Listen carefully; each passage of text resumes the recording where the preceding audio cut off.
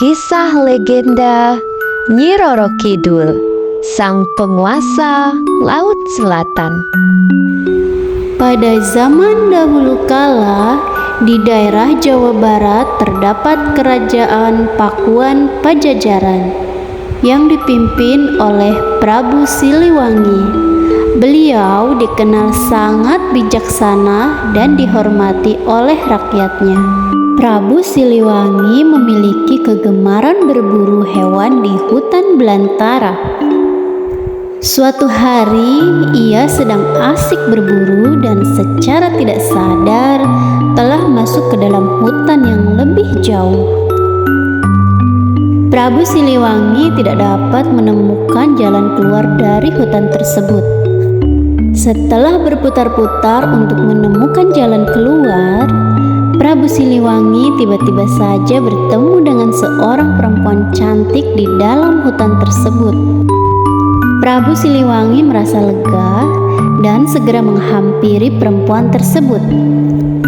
Setelah berkenalan, diketahui bahwa ternyata perempuan cantik tersebut sudah lama tinggal di hutan. Sang perempuan tersebut akan mengantarkan dan menunjukkan di mana jalan keluar dari hutan itu. Namun dengan satu syarat, Prabu Siliwangi harus menginap beberapa hari di istananya. Singkatnya, Prabu Siliwangi menyetujui syarat tersebut dan mulai tinggal beberapa hari di istana si perempuan cantik itu. Prabu Siliwangi tinggal lebih lama dari rencana sebelumnya karena Prabu Siliwangi merasa jatuh hati dengan sang perempuan tersebut, dan pada akhirnya mereka menikah. Setelah beberapa waktu, Prabu Siliwangi kembali ke kerajaannya seorang diri tanpa sang istri. Sesampainya di kerajaan, semua rakyat merasa bahagia karena mengetahui bahwa sang raja telah kembali. Mereka sempat berpikir bahwa raja telah meninggal karena sudah berhari-hari tidak ada di istana. Prabu Siliwangi menyelesaikan beberapa pekerjaannya yang sudah ia tinggalkan saat dia di hutan. Hingga beberapa bulan berlalu dan ia pun mulai melupakan keberadaan istrinya yang ada di dalam hutan. Pada suatu malam, ketika Prabu Siliwangi sedang tertidur pulas, dia tiba-tiba saja dikagetkan dengan suara tangisan bayi.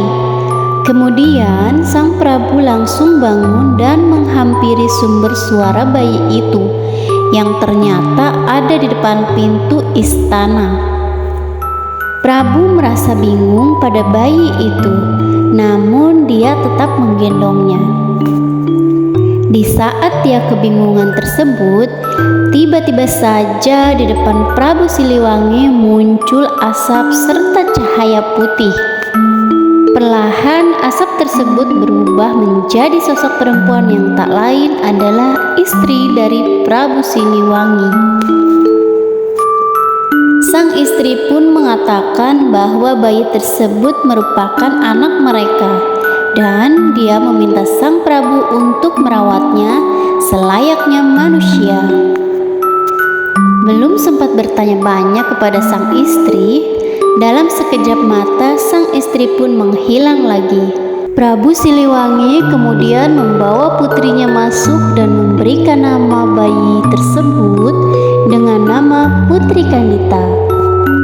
Putri Kandita pun tumbuh sebagai gadis yang cantik dan berbudi pekerti baik. Kecantikan Putri Kandita terkadang mengingatkan Prabu Siliwangi kepada sang istri. Prabu Siliwangi mulai mengkhawatirkan akan kerajaannya. Dia tidak memiliki istri dan anak laki-laki sebagai penerusnya kelak. Kemudian Prabu Siliwangi meminta izin kepada Putri Kandita bahwa dia ingin menikah lagi. Dan akhirnya Prabu Siliwangi menikah dengan putri bangsawan bernama Dewi Mutiara. Setelah beberapa bulan menikah, Dewi Mutiara akhirnya mengandung seorang bayi. Semasa kehamilannya, Dewi Mutiara berubah menjadi ratu yang pemarah dan egois. Semua permintaan ratu selalu dituruti oleh Prabu Siliwangi. Namun suatu saat ratu meminta agar Putri Kandita keluar dari istana.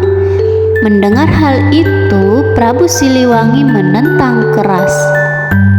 Dewi Mutiara merasa kasih sayangnya terbagi jika masih ada Putri Kandita, sehingga ia berencana untuk menyingkirkan Putri Kandita.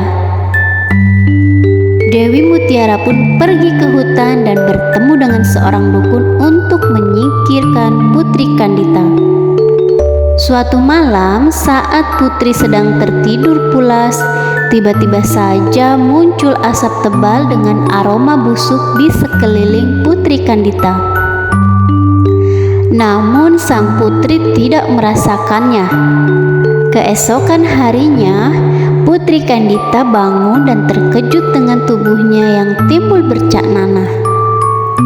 Melihat hal tersebut, sang Prabu berusaha mengobati putrinya dengan memanggil semua tabib terbaik di seluruh penjuru negeri.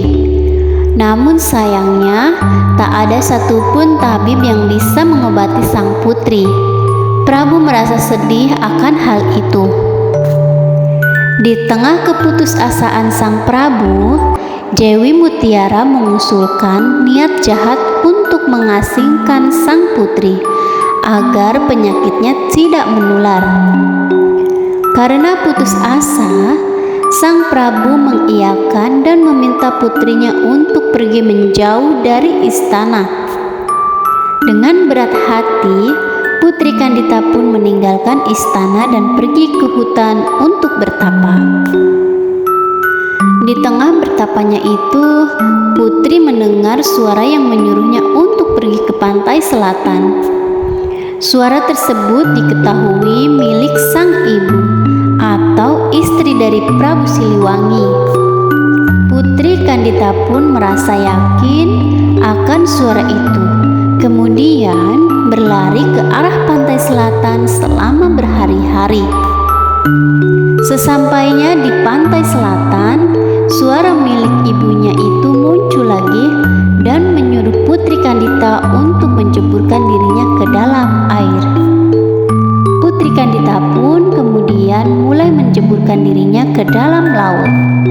Dan ajaibnya, penyakit kulit yang diderita seketika sembuh total. Putri Kandita akhirnya memutuskan tinggal di laut dan membangun istana serta mengumpulkan ribuan pasukannya.